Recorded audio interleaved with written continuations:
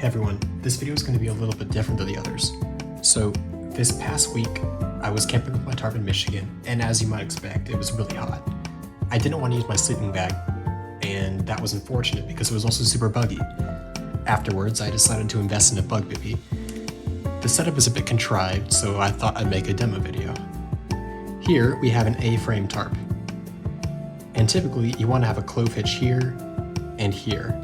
And then these two ends, here and here, will terminate in trucker's hitches.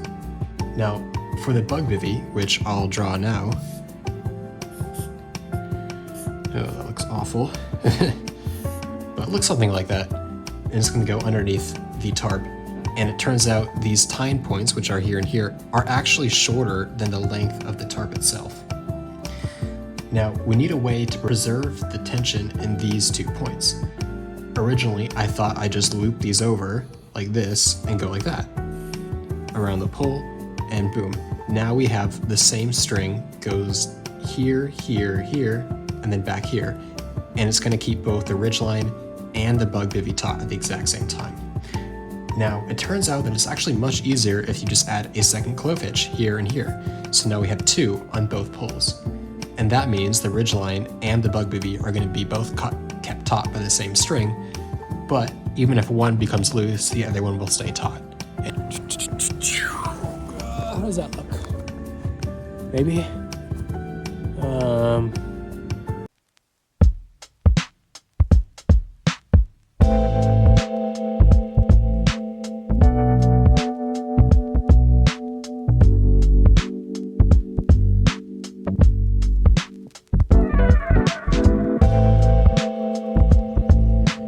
Okay, so here we have the Outdoor Research Bug Bivy.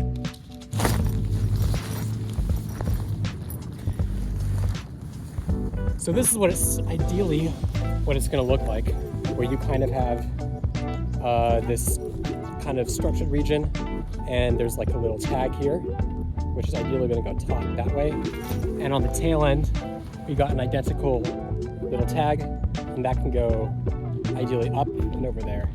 Okay, so just based on the height of this, it looks like it's going to be a tad bit too tall for the tarp. So I think I'm going to raise it.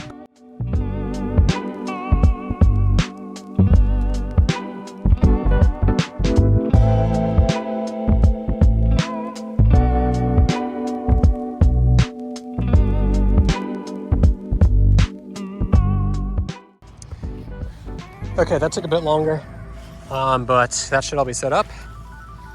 Let's try this out one more time. Okay, so that'll fit, and if it rains, ideally the water won't touch the mesh. As soon as I tightened one end, the other one came undone, and I kind of realized something, is that every single time I want to tighten this bug net, or loosen the bug net, I'm also loosening the ridgeline, because they're all attached to the exact same tie. So what I decided to do is, after I do my first clove hitch here, it comes back down to the stake, goes back up, and then I do a second clove hitch. And that means this is going to be taut. And at the same time, I now have this loose end. And then on each end, I just did a simple overhand knot. So I'm going to see if the footprint still holds.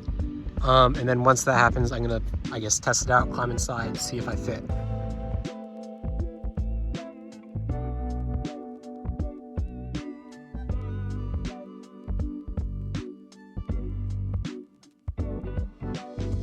So I guess wrap-up thoughts. This thing probably, I'm glad I did this now instead of doing this on the trail, because this, I think, took like a total of like 30 minutes to figure out. I'll have to do a lot of clove hitches. I think that's what I've learned today, which could be worse. I mean, best case scenario, I won't have to use this thing